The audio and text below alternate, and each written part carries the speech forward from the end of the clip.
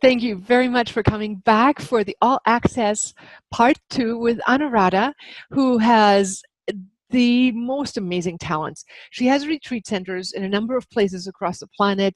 She and her husband of 10 years are working to help people understand a holistic understanding about being here on this planet, helping with herbs, the knowledge of sacred medical plants, teaching the concepts of permaculture to university students, as well as then taking women on developmental trainings to become the more embodied goddess and to open the chakras and to become aware of the centers. Now, I'd like to continue on the conversation, and please listen to part 1. 3 essential steps she shared with us to open your vehicle of soul perception. Listen to part 1 so we don't have to repeat that. Anuradha, thank you very much for coming back with me for part 2 for the conversation. Well, thank you very much for having me again. I'm so honored to be able to share a little bit about, we talked a little bit earlier about the main platforms of consciousness, how to open up the portal with gratitude, and we explain also with recognizing beauty. But to understand that this is just the pure basic, knowledge. It's the fundament. It's like setting the foundation of your inner temple inside your own consciousness. Though the inner foundation is extremely important, but you have to start building over it. So we're going to be talking about the extra aspect of building over it. So I know you mentioned earlier you wanted to know a little bit more about my journey and yes. talk a little bit more about how this all came about. And especially since you came from the very radical perspective of being a renunciate to being a temple dancer. I mean, you couldn't go into more polar opposite behavior. So tell us about, you were a monk, you were a renounced, relationship, and now you're married now already 10 years. And how bridging those worlds, moving from one to the other, those are maybe not all of us have taken the vows of abstinence, but certainly we always feel in the back of our minds that we should be, or, tell us how you managed to bridge those worlds and how you came about living from one, moving to the other. So like you mentioned, I came from full renounce, and then by Patrick's, teachings and helping me understand that we can only engage everything into consciousness. And with the woman telling me, maybe you should start making the external aspect of the dance a little bit more attractive. So, and I realized, okay, if I'm developing inner beauty, why not also express it externally? Why can't we balance it? If it's really manifesting inside your heart, you should want to go and express it externally too, and create something that is aesthetically beautiful to see, especially when you're performing live. But when I'm doing the makeup and when I'm doing the dresses and everything, I'm doing it as a service. I'm not doing it because of, I'm not even doing it for the people in the audience, to be honest. I'm doing it for God. I'm doing it as a service. It's like, you're doing a beautiful offering. You're creating a bouquet of flower and you're going to offer it to the Divine Mother and Divine Father. This is how I see it. I just see everything can be engaged towards the service of divine consciousness. So, that's how, for me, the balance between both worlds became. And then naturally, if you are creating an inner garden full of beauty, you'll want to create it externally. And for me, in permaculture design and plants and everything, I've always loved plants. I've studied herbology when I was younger, and I studied organic agriculture and how to be able, and I really love growing my own food and all these things and making my own salve. So I make my own creams. I make, actually, even on my website, I sell my own produce line, because I started to make 20 years ago, I started to make all my healing salves, and everyone was just like, I need this salve. It's the only thing that heals my skin and things like that. Wow. So with prayers and all the medicinal plants, like I always see that it's all integral. And when you pick the plants as well, you have respect and gratitude, and you do it in a way that is you. So you not only grow it, but then you pick it with respect, and then you make the salve with a consciousness, and then you put the healing frequencies in it. It becomes a whole. It's not just one aspect of the source. And that's how I see everything. Everything is a full whole of integrity. So if you start with your own inner beauty, you will start to surround yourself with beauty. And then after that, you're going to start creating a beautiful, you want Mother Earth to be beautiful. So you'll try to create like a garden and different things. And then everywhere you go, you'll always leave the place more beautiful than when you came. Then when and that becomes service. So everything you do is you're increasing divine consciousness by increasing beauty everywhere you go. So it just becomes a way of living. So it becomes a spiritual path to see beauty as an expression of the innate divine, and instead of an ego adornment, it becomes the willingness to see creation as a gift, right? Yes, it's a gift that you're just participating in, and you're just increasing you're beautifying it in a way. And I mean, we should ask ourselves, why is creation creating these incredible flowers and birds and fruits and varieties? I mean, you look at some of these valleys and pictures of nature that you can take, and you go like, who is looking? Like, it's almost as if it's designed for the appreciate. I mean, it is so stunning what we have on this planet. It's divine, and it's so fragile too. That's the most amazing thing. And they say that all the birds are God's talent, artistic talent. Right. His talent to create something that can fly and that is extremely beautiful and sing. So that is artistic talent, So we are, you become also humbled by all this, because you see the grandeur of this divine manifestation, and you realize that you can just dance within it and just try to do a little bit of a service, like a gardener. And you can just try to just do a little bit more, like take out the weeds on this side. And in my world, like in my path, what happened is that obviously I went to renounce, but I wanted to keep a purity. So in my world, I wanted to become a monk, and I was going a lot to India, and I was supporting many different ashrams, and I still have many beautiful connections. But I really enjoyed the purity, because when you have this purity, you have a shakti, you have a inner strength. But what I realized, what was happening to me, and you asked that question earlier, is that I had a shield that was so far around me that no man could even get near me. And people would just talk to me, but from like a couple feet away, they couldn't even speak to me or approach me. I was becoming more like inaccessible. And when I had to teach a workshop, because I was teaching a lot of workshop, actually way more workshop than I felt like I had a little bit more time when I was single. And I was teaching a workshop, and a lot of women came to see me, and I always had men's and women's, but this particular workshop, I only had women, and they all came to see me and they said, "Can you please teach us about how to find a perfect partner in life?" Yes. And I look at them, I was like, you realize I'm a monk. Like, I don't, like, you're not asking the right person. I might not be dressed like a monk, but I'm living like a monk. So, because I don't, like, if I would want to go and live in a temple, I would be dressed like fully, but I wasn't living in a temple, and I was still engaged in service everywhere around the world. I was traveling constantly for the concert tours. So I was like, I'm not going to dress like a monk because my service is different. So I said to them, okay, let me think about this. I came back home, and if I'm going to teach something, I have to put it in action first. So I did what, I would recommend to do to find the perfect husband or the perfect person to spend your life with. So first thing is to write what,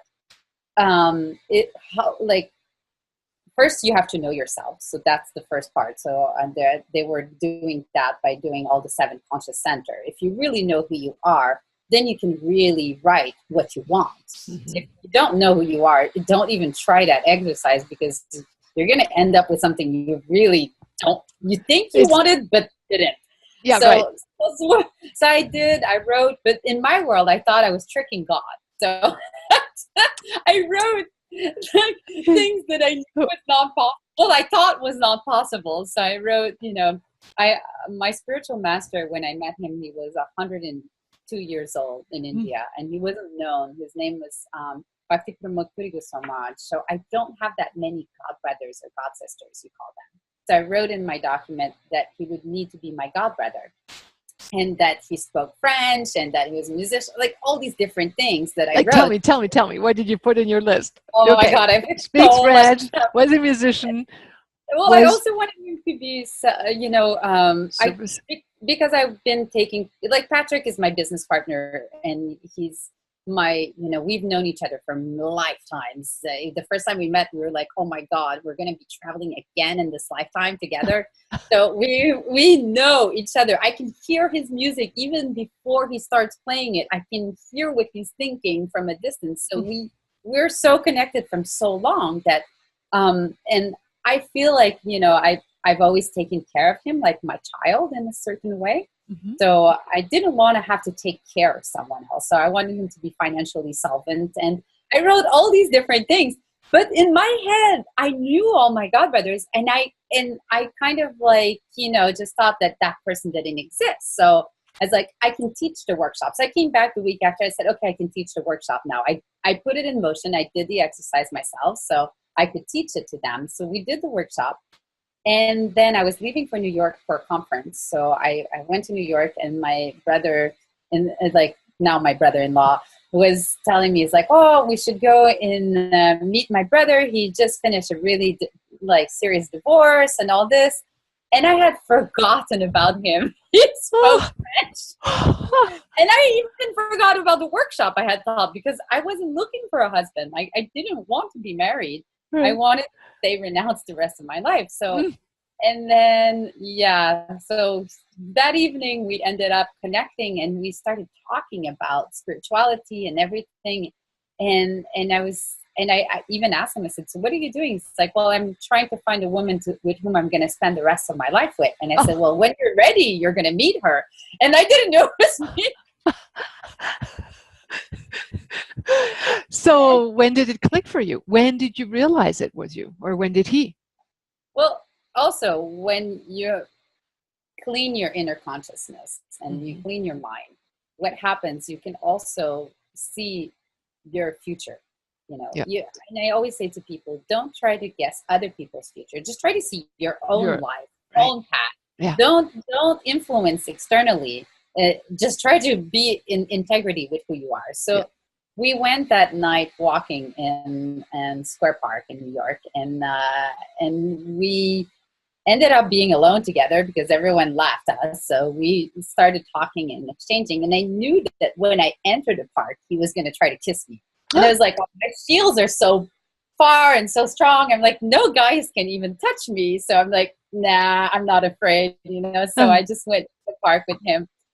And I asked him multiple questions, and I have a set of questions for me that determine the level of consciousness of people and what is their goal. So I asked him all these questions. Ooh, I would love to find out what those questions are. How do you tell?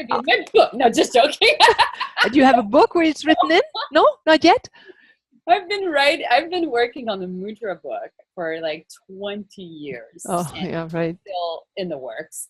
But anyway, so... Okay, so you determined his consciousness level at what? It was pretty high, and I was pretty impressed. I was like, wow, I was happy for his soul in a way. I was just happy to see that he was on his journey, and he wasn't being interrupted by materialistic desire, that he was really sincerely hankering for service. So I was happy for him as a sister. And then when we got out, we were on a bridge, and I was getting off the bridge, and he turned around and without having any of my shields up, he stopped me and started kissing me. And I by the time I realized what was happening, I was like, wait a minute. And he's a good kisser, so I just continued. You were like, well, I haven't done this for a while. But it was a hard work because the day after, like, and that night I just said goodbye. And then the day after I went to a church, because for me, a Catholic church, Hindu church, there's no difference. Like, like I'll go and pray in any praying sanctuary. And I finished the conference I was giving, and then I went to pray, and I was like, no, this is not where I want to go. I really want to become a monk. So I'm like, this was just a kiss. This is nothing more. And then when I went to see him, he was all happy I was going back to see him. And I was just like, no, don't be excited. We're just going to talk. So then I went over there, and I was like, no. So I went over there, and I sat down to start talking. And then when I sat, he took off my shoes and started to give me a foot massage. Oh. And I started to talk, and I lost my voice. I couldn't even speak. Oh. And I was like, trying to tell him there's nothing that can ever happen or anything. No anything. Way. I was like, what is happening to me? What is this? It was like a divine arrangement that I just couldn't not like get into this connection. So still nothing happened. I just couldn't tell him that nothing could happen. So I went back to Quebec, and he went back to California. And I was like, and then I was over there, and I was fighting with my consciousness. I was fighting so badly with all the demigods. I was like really not happy. I was like, what is this? Like, Cupid, what have you done to me? I'm like, had you fallen in love then by then? Yes. That's why you were even having a fight with them, going, wait a second, I'm feeling all this. I don't want to.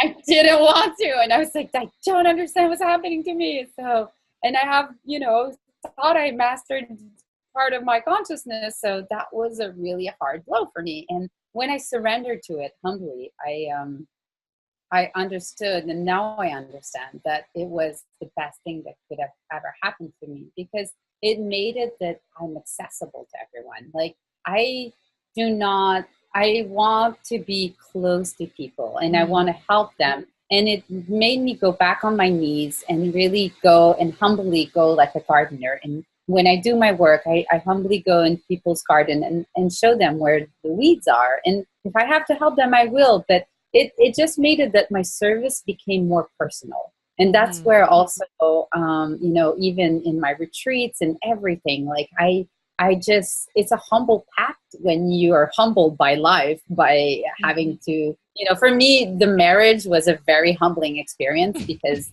even in India, I had a certain prestige and everything, and when you're renounced as a monk and everything, you have a certain prestige. So my ego took it full-fledged. And no. And I'm happy for it. I thank the universe for it every day, because I cherish being able to serve in this mood, and I'm able to do things that I would have never been able to do before, and help everyone on all level of consciousness, not just the purity, but on all level, like from the lower chakras all the way to the upper chakras. So tell us a little bit about the different chakras and the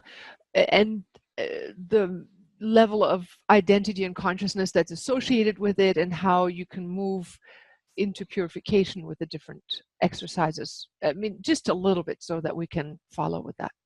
Yeah, I for me, everything is consciousness. So, and there's 7 main conscious centers that I really love to work with, because they relate into any culture. We can think it's from the Vedic culture, but no, this is just plain basic information that makes sense. So I'm just always like, no, it makes sense. And the Kapuna has it, and the Hula tradition.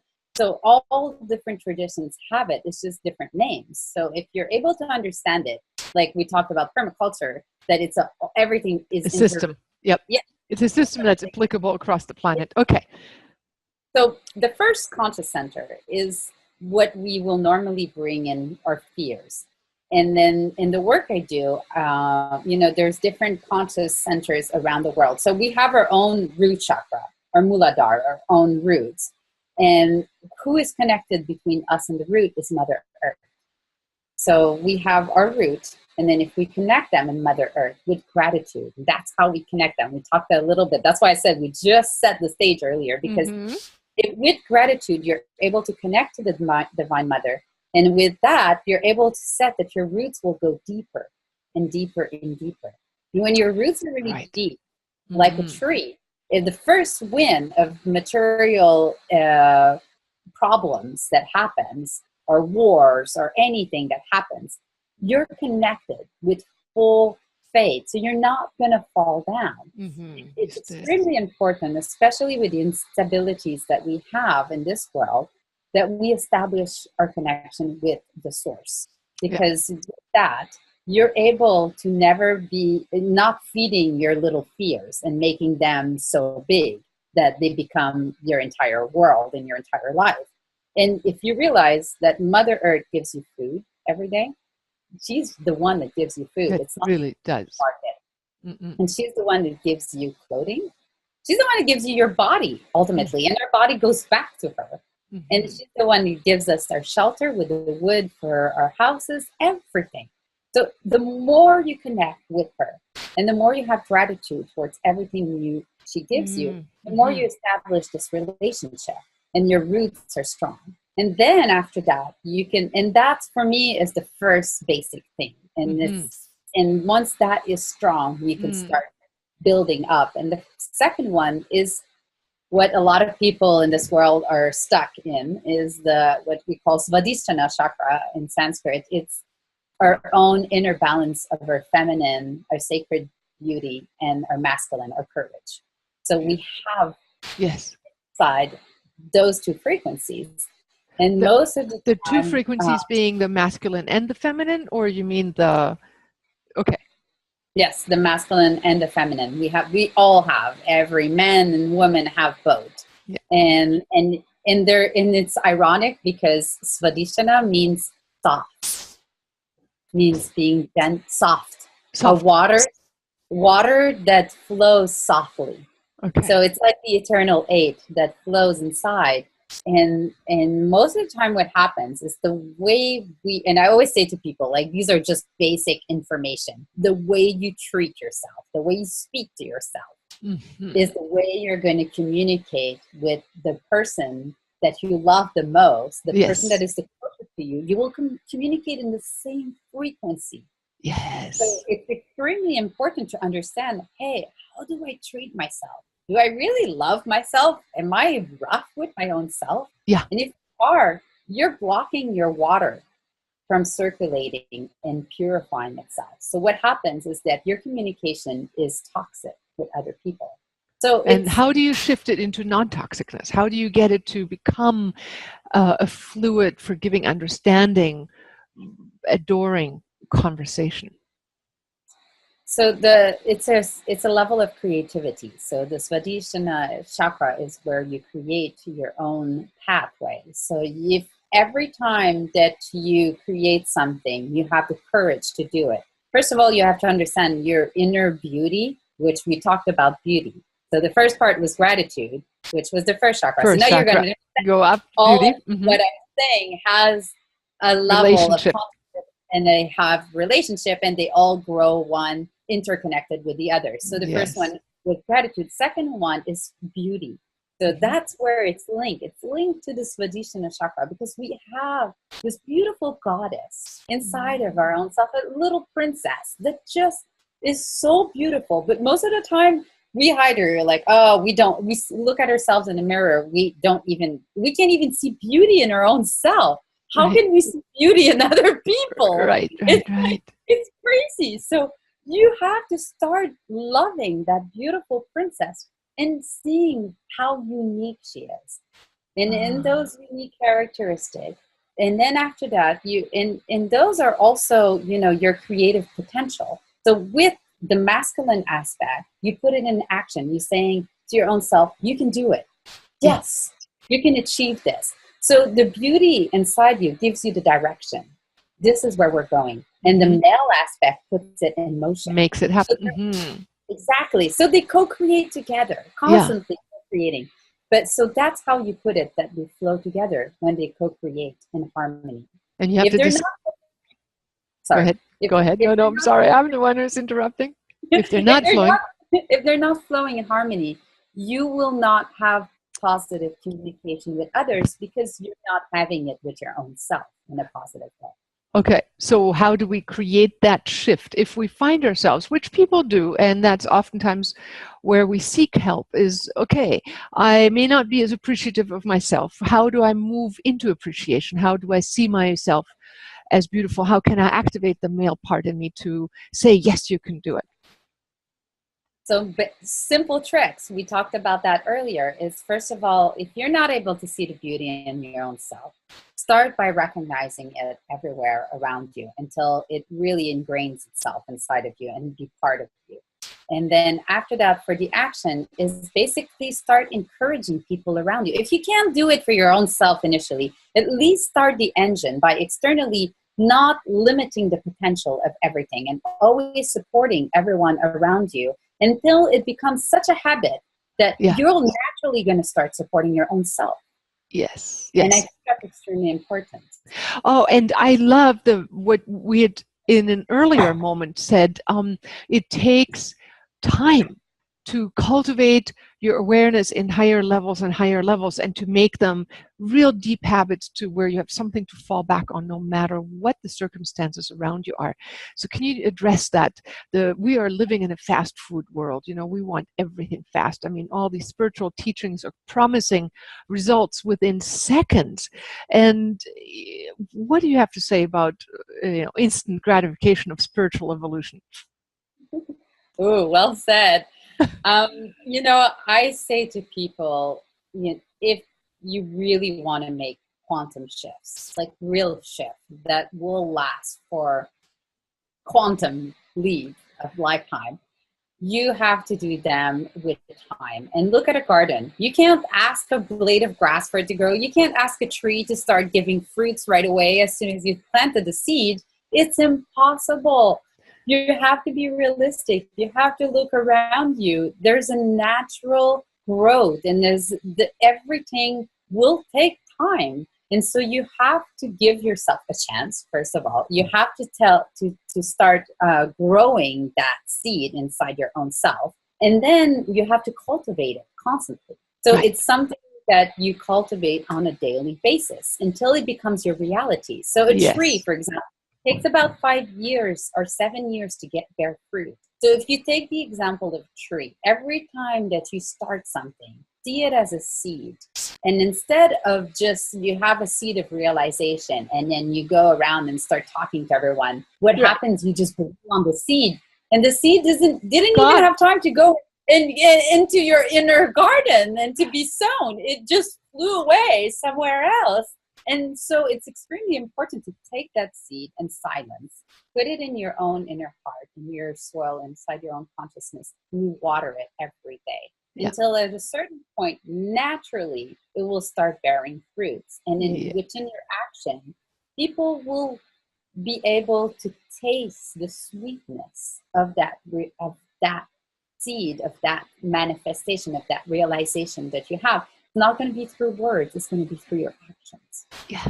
And that's when you start realizing that you're actually emanating what you've always wanted to become, is when people start feeding that back to you. Very beautiful.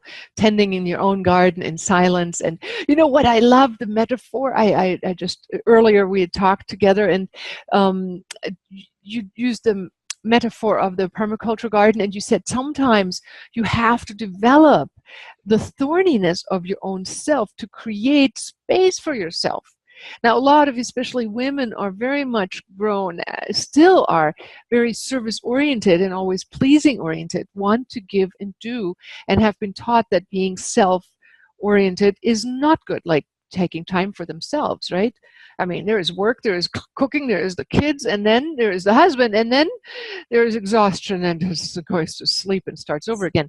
So tell us a little bit about the necessity of all aspects, even the thornier parts, that have a purpose. And I know we talked about it just a moment ago, but in part of your own spiritual path, in view of that. Well, Ilona, as always, you're fully, perfectly in tune, because that's part of the third chakra. It's the Manipura chakra. So we had Good. so we go Awesome. to another level. And what happens with the Manipura chakra? The Manipura chakra is all your potential, like your unlimited potential. And everyone has a unique potential, their dharma, which we call. And within the dharma, you also have it related to happiness or distress.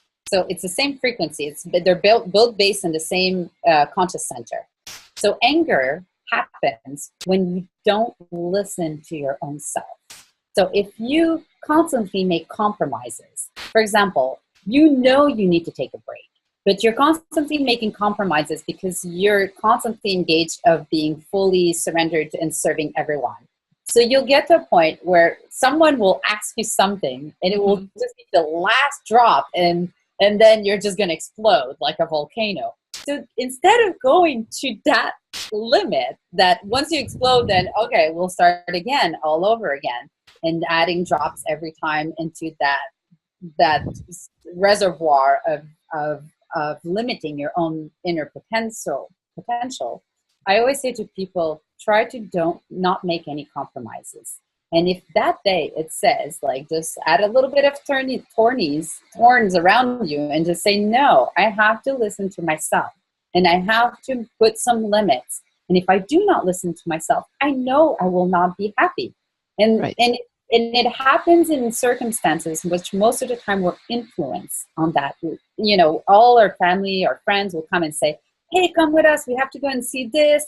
Yes. Your intuition says no. Yes. Intuition says, stay here, I need to rest, or I need to do this, and you don't listen to yourself. Yeah. If you don't, then you pay. Yeah. You pay. Exactly. Yeah. So it all comes up to that level of frequency. It's just, and if you always listen to yourself, and I asked one time a saint, and after that we'll go to the next one. I asked one time a saint, how do you know if you're really on your path, your dharma? And he said to me, I was waiting for a Sanskrit verse, a sloka or something. And he answers like, if you're always happy, you know that you're on your dharma, on your mission. Yes. Because you're never going to be angry. You're always going to be happy because you're listening to yourself. That's and it. If you're, and the secret, because there's another secret. Yes. Every single conscious center are interrelated with other conscious center. So your communication is extremely important. Instead of saying to someone with like having a reaction, I don't want to go there, like I have to listen to my intuition type of reaction.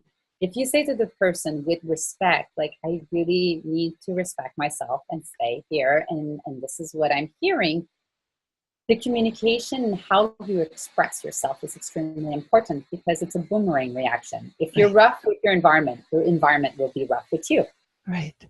And so also that, on the same note, when you said, when you come to honor your own core center and you say, I know being happy requires that I take care of myself.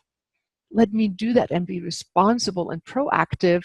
You can then also, you're being respectful of yourself. You can then communicate that kindly to the outside world. If one isn't really behind oneself, standing behind oneself, one still is fighting against that which one knows one should be doing. It's like, no, I can't do that. It's like using anger as a way to get something. And so being proactive and taking care of what our real needs are is actually really the first step to embodying truth, rather than being reactive and then feeling bad about oneself for having slipped, So just how important it is. I mean, none of us are perfect. We always are increasingly getting more perfect. So it's not a final state, it's always an improvement on itself. I call it like we have a very fragile ecosystem in our own consciousness, in our own heart, especially in our Manipura.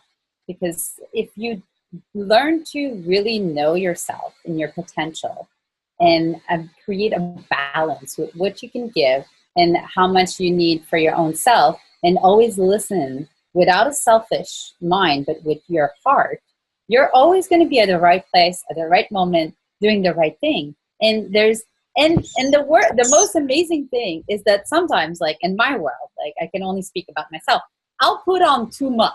Like I'll because sometimes I want to serve. So my schedule is going to be so crazy that I'm looking at it. I'm like, how on earth am I able, how can I even manifest all this? This is not technically possible. But the universe will divinely arrange it.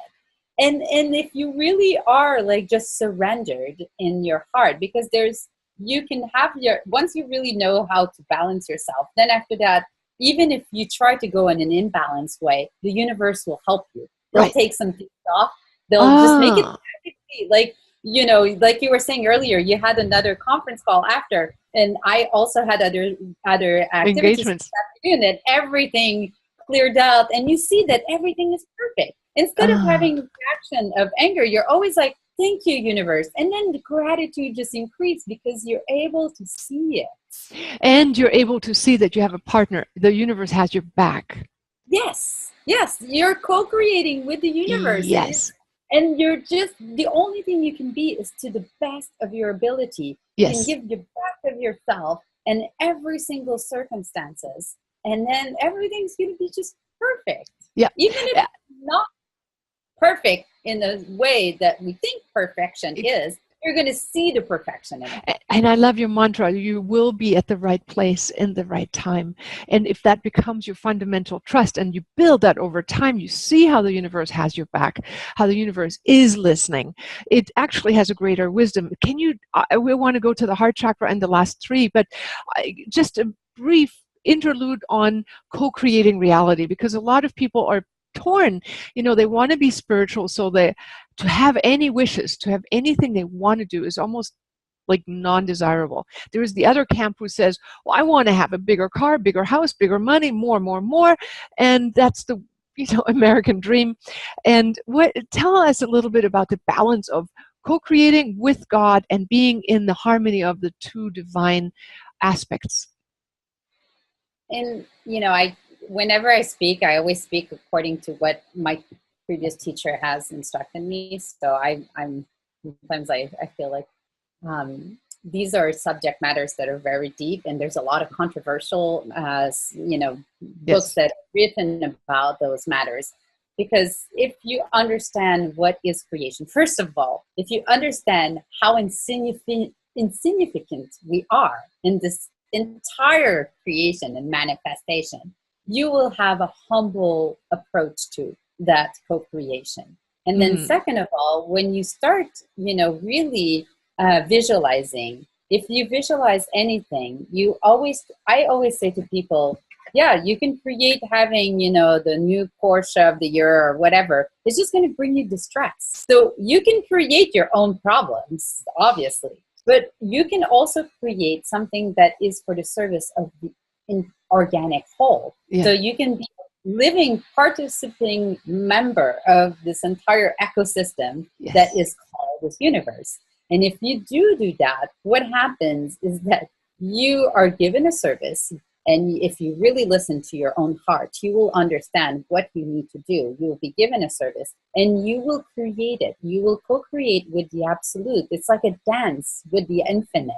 And when you're dancing that dance, what is the most amazing thing is that whatever you thought that you could have created it sometimes I do things and I'm like, and I realize after how amazing. Like the universe created this, and I'm just a little instrument in it. So if you really see yourself as just an instrument into this dance, you're going to understand that there's a way bigger picture. Yes. And when you put yourself in that perspective, you are completely blown away. Like there's things like I'm giving sometimes dates to do group retreats in places around the world. I don't understand everything I'm doing, and most of the time I feel I'm like a humble servant, so I'm just like, okay, I'll do this. And when I end up doing it and I see the big picture, and I'm sure I'm not even seeing the full picture, and I'm just amazed by how everything is perfect and how we are just humble servant within this perfection. Yes. And that is a true place. Yeah. Exactly. That's when our creations take on supernatural size. It's almost like you're willing to give the one hand, but God gives the other hand. And, sometimes we go like, I'm thinking I'm supposed to do this, but whenever you get that hand grabbing yours, they pull you up and they go, we need you. Thank you so much for offering your help. And that is beautifully put. It becomes a co-creative dance of the divine expressing itself, and it's not about me, but yet, I've seen people stifled, not even daring to think about what they wanted because they wanted to be so spiritual. They would be like, no, only if God makes me. And you know about that joke where God comes and sends by the boat to rescue this poor old man in the flood, and he won't take the boat, and then here comes a helicopter, and then he comes, and then he dies, and he goes to heaven, and then God says, and then the man says, I thought you were going to help me. And God said, well, I sent you a boat, I sent you a helicopter, what else did you want? We do need to do something. We need to engage in So life. we have to put our brain to task of how can I be of service? Yes. If you want to be a tool of peace, just standing there and doing nothing, you're not playing your harp, you're not harmonizing. Like St. Francis of Assisi said, he wanted to be a harp that is resonating pure consciousness, pure peace. And if you really want to do that, you have to first play the harp. Actually you have to do give something. the right Yeah. frequency. You have to do something. And if you really want to be of service, and if that is, you want to co-create with the absolute, you have to make yourself available. And how do you make yourself available? Some saint says you have to dive deep, because it's like saying, oh, I want to please you, but I'm not doing anything to please you. I'm standing here and doing nothing. That's not pleasing you. You have to figure out, what is the source of my pleasing? What does he want? What does he like? So I will ask you, like, I will ask you things like, what do you want? What do you like? You have to ask questions in the universe, and then what do I need? And you have to dive deep inside your own self to understand, to get the realization, because God will give you the realization, but you have to be greedy for it. And then after that, you'll be able to please the source of your service. So you'll be able to co-create with the absolute for the benefit of the whole creation. Yeah. And I think that is a certain evolutionary step, and not everybody is going to be ready to say, I want to be of service, but just the whole concept of communicating with the universe and getting an answer, saying, I am interested in, and usually it's our talents, that if we do our talents, we are going to be gifting the universe. If I think earlier you were saying something like, if it is yours to sit in peace and chant, whatever, do that. If you want to do something, if you garden, do that. Whatever it is, your gifts, your talents are the vehicle through which you can bear fruit that benefit the whole universe. And it doesn't need to be something like, huge. It's not everyone that will open up a huge center. It can be that just your home becomes a conscious place, that your heart becomes a conscious place. It's not, it can be something all internally. And most of the times people think that it's a huge, grand thing, but, the most beautiful services are done in a very humble way. Like, for example, there's this story in the Ramayana where Rama was they were building a bridge, and Hanuman was throwing these huge mountains to build a bridge to go and save Sita in Sri Lanka. So there's this tiny little spider that came and was pushing little grains of sand to create the bridge. And Hanuman said, get out of my way. You're disturbing me. I don't want to squish you. And I'm coming with these big mountains. So get off of my way. You're not helping. You're not being upset. And Rama came and stopped and said, Hanuman, this spider is doing same amount of service as you are. You think you're doing more because you're bringing a big mountain.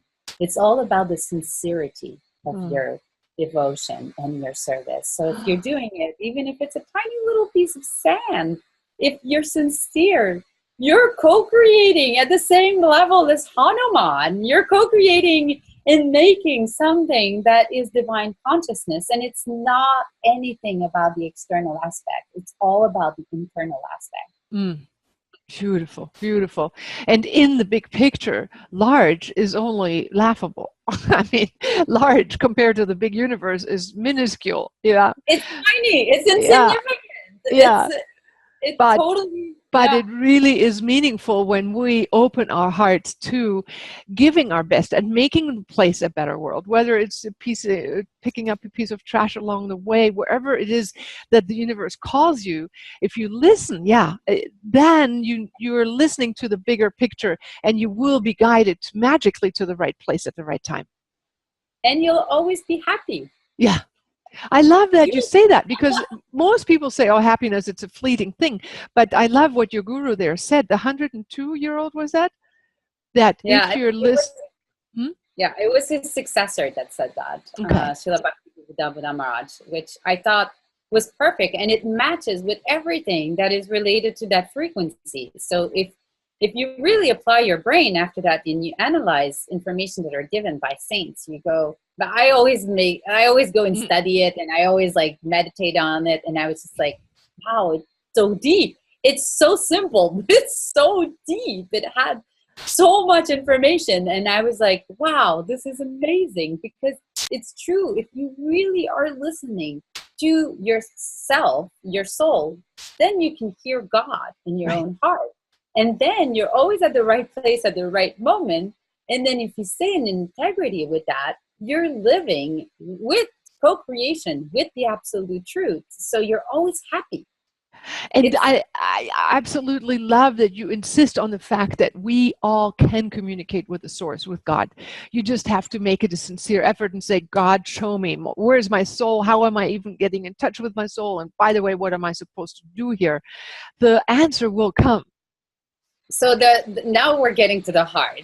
Yes, okay, go for the heart. Because the answer will come. There are tools to get the answers, so that you really don't take your hallucination for reality. Okay. Because a lot of the time what happens is people's mind will be answering them and tricking them. So you first have to be the knower of your field of activity, and then you can understand who you truly are. So you understand you have 5 senses. The hardest sense to master is your tongue, because you are what you eat, you are what you say, will manifest everything. So the tongue is... Yes, absolutely. Hallelujah. Finally, somebody says it. Okay, so what's the recipe? What's the recipe to getting good stuff in and out? What do you do? Well, it's a little bit more complicated, because I have to explain the full organic whole. So then the hardest sense to master is your tongue. So after the tongue, the hardest thing to master is your own mind. Mm-hmm. And your mind is neutral. That's the most amazing thing. And it explains very clearly that the mind is like electricity. It can create heat or cold. So if you are able to master your, which people call it the wild horse, the hamster, whatever, that's constantly, if people try that, yogis think, oh, they can stop it. No, the nature of the mind is like, it's like a hard drive. It's constantly recording everything. Right. And when it's recording, it's projecting and creating your future.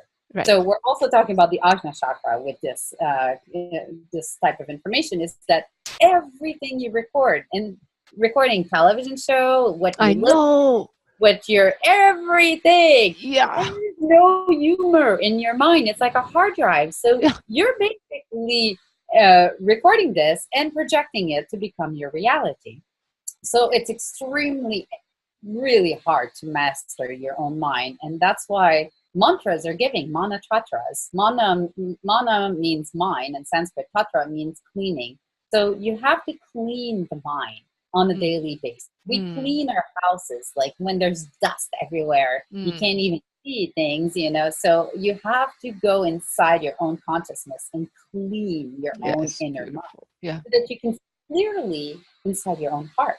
And then you're not even at your heart yet, because after the mind, they say there's the intellect. So the intellect is extremely important, because it will be able to give you you'll be able to make the differentiation between what is right and what is wrong. Discernment, So yeah. Mm-hmm. Discernment, being able to also see who is real and who is not real by information. Like, for example, in Sanskrit, we say, how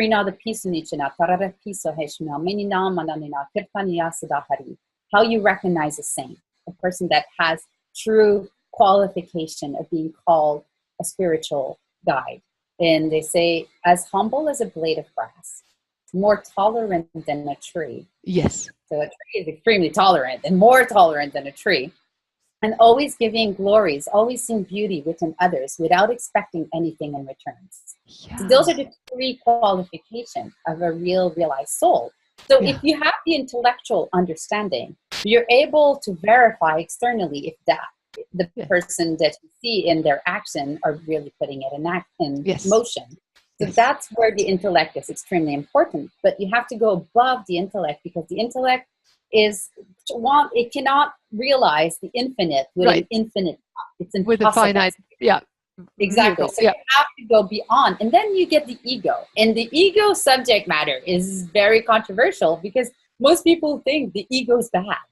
Like their first reaction, oh, the ego. No, there's the bad ego and there's the good ego. So once you get past the intellect, you get to your ego, and the ego is the last door to get to your soul. So the ego, we explain, if you do not have an ego, first of all, we wouldn't be eating. Nothing. We wouldn't be putting clothing on our own selves. Right. With the real ego, if you engage your ego into constantly engaging everything that is in front of you for consciousness, not rejecting it, not exploiting it, but what we call yukta viragya, engaging everything in consciousness that is on your path. So everything that goes on your path, we're not going to say, oh, I'm a person that is sustainable. I don't want to use a car because it creates, pollution. So that's not being practical. So you engage everything. No, I'm going to go there because I'm going to be able to support or give a class or give a workshop or something like that will bring awareness. So awareness is higher in terms of that. Yeah. Mm-hmm. Exactly. So that's where the ego comes in practice, because it can engage everything for the service. Yeah. Actually, the ego is your servant, is the way you can become a servant of the absolute truth. So most people say, oh, the ego is terrible. No, the ego, if you really understand, it's the vehicle. It's a vehicle. Exactly. Yeah. It's a vehicle that you put all this in motion. So after imagine a flower saying, no, we're not going to have a flower. I mean, that would be egotistical. I don't want to bloom. No way, no bloom, no blossom, no nothing. No fruit, no nothing either, no continuation of life. And, as if God had wanted to stop life, it would have happened a long time ago. So I guess there is a purpose to this dance of beauty and becoming conscious. And like you say, it's the becoming, don't dedicating the vehicle to consciousness is the answer of how to beautify the egoic structure into service. And after you pass that, which you engage on your vehicle towards, then you can get to your heart. So it's a much more complicated process. Most people just think, oh, I'm in my heart. You really check. Most of the time we're in our senses. We're actually stuck at our own tongue. Just thinking, oh, I want to eat this for dinner. That's where you are. You're not in your heart. Or then you're imagining that you're in your heart because you haven't cleaned your mind. And then you're intellectualizing it. And then after that, you're in your ego saying you've achieved something. You're limiting. So we have to really be conscious of our field of activity and be able to pass over all this. And that's where, for me, like every day, I go in a humble way in my own heart and I clean my mind. Like I will chant a certain amount of rounds on my mala every day, which I have right here. So I have my mala. I chant every day, because if I don't maintain a certain purity in my own consciousness, and when we talk about purity, it's not a purity external, it's an inner purity. So that's the real one. And it's purity and why we do actions. It's purity and why we, and all our words. And if we do things for pratishtha, for name and fame, then we don't have the integrity of doing it for God. So that's the level It's, of purity that is yeah, extremely important, because most of the time people will do things, but they will do it only for their own personal egoistic, personal, gain. and that is not co-creating with God. So Right. we're touching Beautiful. multiple aspects. Yes. The part about our heart is extremely important, because they say that when you really get to your heart, when you really go through all these different aspects that we described, and you get to your inner heart, when you get there, God is there. Because Yeah. beside your soul, the absolute conscious, the entire, which we call Paramatma, is inside the heart of everyone. And everyone has access to God inside their own heart. Right. They just need to be able. It's God waiting for the love affair with its own creation. Yes. It's, yeah. I love everything, and I love how you say that we need to be careful with what comes out of our mouth as much as what we put into our mouth, because we have to. And I'm very conscientious about that. Like NLP has helped me a lot, that everything we say shapes and creates. So I want to say a mantra that you can repeat, and you say to yourself, is it true? Is it necessary? Is it kind? And then the sentence I really love, I want to write a book that has only that title and then empty pages, and then you can fill in all the blanks. Say what you mean, and mean what you say. Say what you mean. Don't be sarcastic. Don't pretend to be ludicrously, and so many people do, always saying things, but of course I didn't mean that. It was just a joke, wasn't it? And if you are a really powerful master, and you could create with your words, you would be very careful. So why don't you just, let's all start being careful now. That way we can get to mastership more easily without having to constantly, oh, universe, I didn't mean this, and I didn't mean that, and I didn't mean this. And then the universe is like going, well, what do you mean? So say Yeah. what you mean what you say, and pay attention to what comes out of your mouth as well as what you put into your mouth. I love Because those. Thank you. it all comes back. It's like a boomerang. It will have a frequency that comes back. So if you're Yes. constantly planting seeds of love and beauty and peace and harmony and consciousness with your words, and that they have a meaning, they have a weight, they've been colonized by your own inner realization, they will have a meaning. They will have a depthness to them. And Yes. they will have also a frequency that is able to create like you're paving your way back to your own inner heart. And so True. So what you just said, I think, will summarize that. How to create. The summit is called Dream Big. The universe is listening. Dream big, creating a better life for yourself and the planet. With my book's title is Dream Big, the universe is listening, but it's all part of that.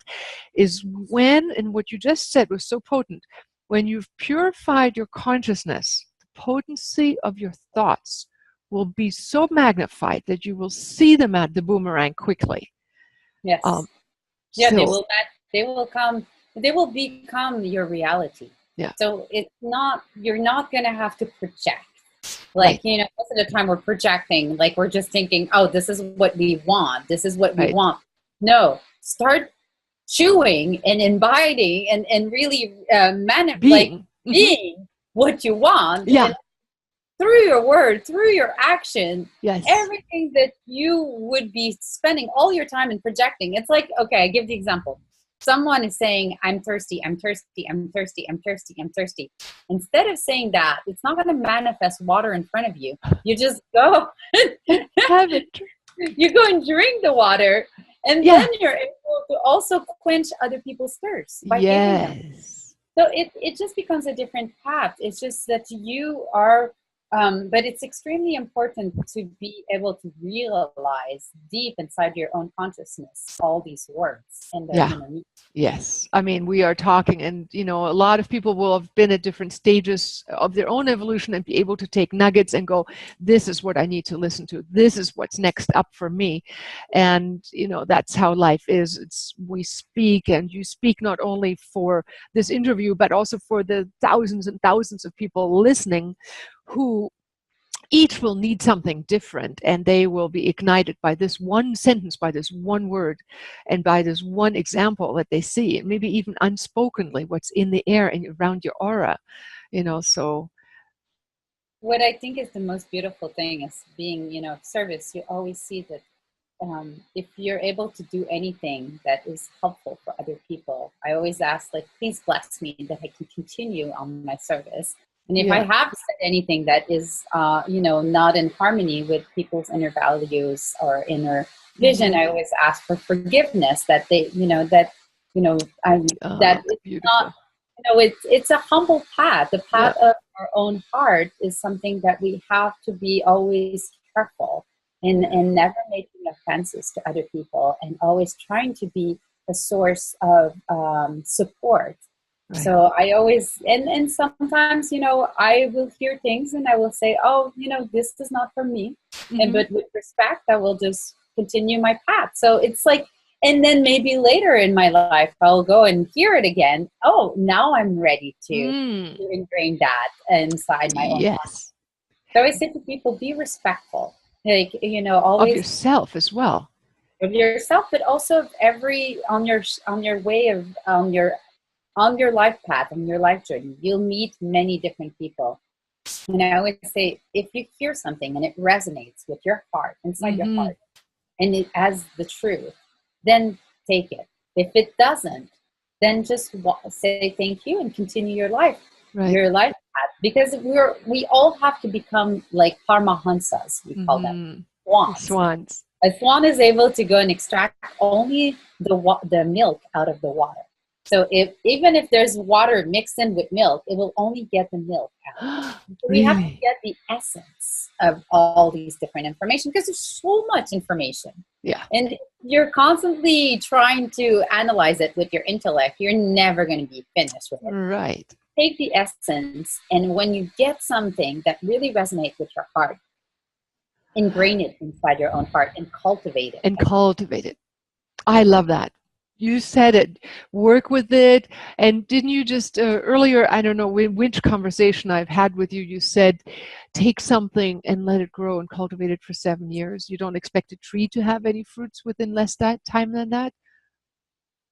Yeah, the Saints explains that, what is the source of humility, and what is true humility. And I explained about the concept of the tree. Real humility is when a tree, if you have a seed of realization that is given to you, and most of the time they're given to you by a higher consciousness. So when you get this in your heart, and you don't go around and talk about your realization, that you actually take that realization and you put it inside your own heart and you water it every day until it becomes a real big solid tree. And that tree, after 30 years, 40 years, the tree will have so much fruit on it that it bends naturally down. Yeah. And people that walk on your path are able to taste the fruit of your realization. So it's not something that you have to talk. It's just, it exudes out of your own personality, out of your own consciousness, and out of your own self. So I always say to people, try to become that tree. Try to become a tree that is so full by example. That it's humble by nature, because it doesn't need to say, oh, I have this certificate. I studied last year, I took this certificate. Yeah. No, it becomes natural. It becomes who you are. Oh, beautiful. Very, very beautiful. And I find, in spiritual trainings, teachings, they have this for decades. I wouldn't utter anything of my jewels that I'd accumulated. And then, as a matter of fact, one old woman who became my neighbor shared wisdoms. And I realized that unless she had openly shared them, I wouldn't have gotten the inspiration. And so then I took the nuggets of the things where I was really sure I'd incorporated them into my being. And when I shared them. I found that if I shared achievements or nuggets before they had that depth of rooting, like you were speaking about, the universe would just go, or people's thoughts, it's like wind. It makes them all disappear. So it is very important to nurture and become a sturdy tree before we try to feed a multitude. Yeah, Very it's beautiful. and it works. It's basic knowledge. Like if you look Yeah. outside, for me it's just Ah. like as simple as you look outside, you ask the tree to give fruits tomorrow when you Yeah. just plant. It's impossible. Right. So everything that happens outside is a resonance of what's Yeah. happening inside your Yeah. own self. So that's why I love permaculture, and I love teaching the basics about connecting to Mother Earth to the students, and I love to bring back, and I love to make it that, during the workshop that people can see clearer because every single conscious center, I can talk about them for hours and days Yeah. because there's unlimited amount of information Right. and potential, and depending upon personalities and people's life experience and journeys, they're all different. But it's like almost understanding a medicinal plant can have multiple medicinal properties, and everyone is a unique aspect of the source. So everyone has this beautiful, unique frequency that if you're able to appreciate and see the beauty, you're able to also just try to help them create and become more beautiful and become more healing. Each aspect in supporting that. And so, you know what? Tell me a little bit about your excursion. I want to know. I'm sure other people might be. You're doing trips to different pilgrimages, and people can find out about you by going to anuradha.world. Anuradha with a DH .world. But and they can find your music, your dance, your work with Patrick Barnhart, all that on your website. However, tell me a little bit about this riding on wild horses in Arizona. Okay, so a couple of years ago, I got this vision, like Spider Woman came, and I was asked to do a pilgrimage at the grid of the earth. So where there's a legend that Spider Rock. It's based in Arizona near Flagstaff. It's in the Canyon de Chile. And there's a rock that say that the Spider Woman is weaving the entire web of interconnectivity around the planet Earth. So I thought, oh, well, there were lots of situations happening in the earth. And I said, oh my God, there's a lot of prophecies too. So I'm always trying to help, it's like a dance. Our planet is dancing with the entire universe. So if there's a quantum shift in consciousness, you're able to realign our dance and make it that it's more harmonious with the organic whole. So I thought, okay, if I can go there and do this with a group retreat and do this at Spider Rock, then we'll able to increase the information into the grid at a level of consciousness that can grow and be exponential. So so your co-creatively co-dreaming balance into the human or even earth plant life on planet Earth. Exactly. So we went into the canyon. So the canyon is a process because there's no cars that really can get there. So you have to go horseback riding into the canyon. And I did it also to help the Navajo women. I helped the tribe that year that they're all from generation to generation. And they, with the women's, we went inside the canyon on their horses. So they were guiding us, and there's like so many legends in the canyon. So when we arrived there, we would have to camp, and I had the Navajo woman come and cook vegetarian meals for our group, and we did these prayers every day. We would walk up to the canyon and do all these prayers and these different healings, and there's all these wild mustangs. It's like as if you're something in a you don't dream. imagine that still exists in this world, like the black stallion that would come up his back part, and then with all these beautiful wild horses everywhere. And the first night, oh my God, I swear to God, it was as if there were thousands of Tibetans singing Om in the nighttime. Oh my And my God. group is we were with Navajo, different Navajo and Native Americans, and that were camping with us because they were taking care of our group. They never heard it. Only our group. And I had people camping in different places, and the Navajos were in the middle of us, and we were camping all around them. We all heard the sound. It was like the sound of creation. It was Whoa. like I couldn't even believe it. I was like outside. I was like, I can hear things like that are kind of, on Right. another level. But this was like, I was sitting out and chanting and meditating, and I was like blown away. And then in the morning, when we asked them, we were like, did you guys hear that? And they were like, what are you talking about? They never heard it. But your group, the women did. Everyone. Every single one. Everyone. They were on the other side of The the canyon. Everyone. So you had your group really tuned to another frequency. It was amazing. Wow. It was, it's a hard retreat because it's not like your Shangri-La 5-star situation. No. We have to come to the canyon, and it's more down to earth, and there's all these different legends. Like one night the Navajo came, and they were like, oh, they saw the Yeti in the different locations by.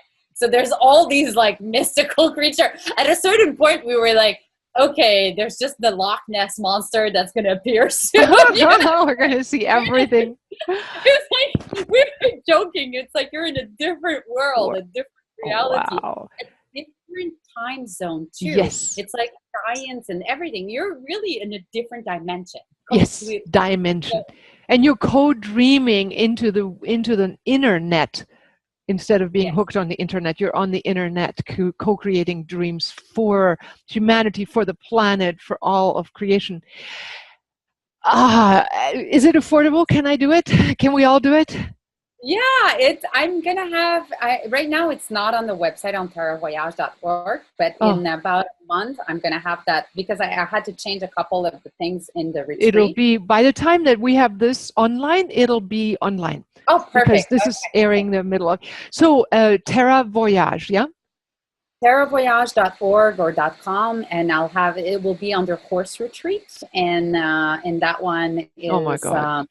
And it's really powerful. Like I do a lot of retreat. That one is like, oh man, has blown my mind on multiple level, and the alignment of everything. Like, just to tell you how we co-create and how perfect everything is. I was on the board of the OIS for representing the Native Americans' right for Indigenous tribes in Canada.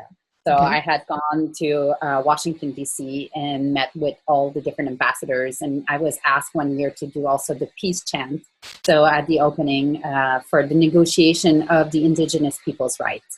Okay. So, and that was, that dates back to 2009.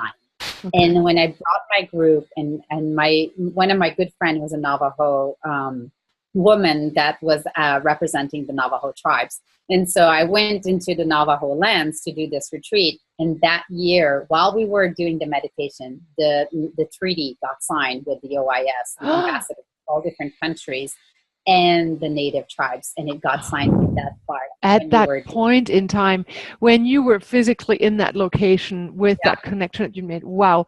That's how it works when we start co-creating with the universe. It's so beautiful, and even if you would try to conceive all these things, you wouldn't be able to. One isn't able to, right? And that's what is so beautiful. When we start purifying our soul, our creations become jewels within the firmament of the universe. We become time space becomes our friend. It embraces way bigger parcels of time space than we individually could with our little human mind. It's like we have the universe co-creating from a higher perspective, but the purity of our soul allows us to access higher states of truth than when we are selfish and greedy and all that down here, or angry or whatever, or hurt. But when we purify, like you said, work on that purification, and then our creations become service to the whole. And they're in line, and you're amazed. You realize that you're a tiny little servant in this grand dance that is called creation, and you're Yeah. just and All and right. and it makes you like just want to embrace the love of God, because you're Yeah. like, wow, this is so beautiful, you Yeah. know. And That is so beautiful. I mean, you've summarized a lot and hit on a lot of the points that are dear to my heart, and I thank you for your time. I know we have tons. I mean, I could talk with you forever. I also know that people are probably going, okay, wrap up now. So, if there is something, there's a sales button. You're giving off $100 on the retreat for all the people listening to this. Oh my God, we might fill up your entire space, your entire course. I'm Um, just your humble servant. Whoever comes, I'm just oh, there to so help in any way. thank you. If it's helping to put you on a horse, I'm okay with doing that. I've studied natural horsemanship. I can help in any Really ways. And awesome. yeah, So it's bear saddle, bareback. no. It's Okay. Western saddles. Okay, so yeah, I at least know I can imagine. I've done that before. All right. Well, So thank you. I've slept under the stars in the Grand Canyon. We did a 2-week trip 2 years ago, and it's the stars, the sound, the silence. We need retreats like that for our soul. So we, I am. I need them for my own self. Yeah, So yeah. Cool. So thank you so much, Anuradha. Thank you for your wisdom. Thank you for your incredible gift. I mean, you are so accomplished. It's hard to put into words, and yet that you take this humble time to talk with us here is incredible. Thank you. Thank you. Thank you. Thank you. Ilona, like I said, whenever anything you need of me, I'm always there and always happy to serve and always Mm, happy to do anything. And I love you thank very you. much. And thank you I love everyone you. for having taken time to listen. Like I Yes. said, please bless me for I continue my service. Blessings, blessings. Thank you so much. Namaste. Namaste.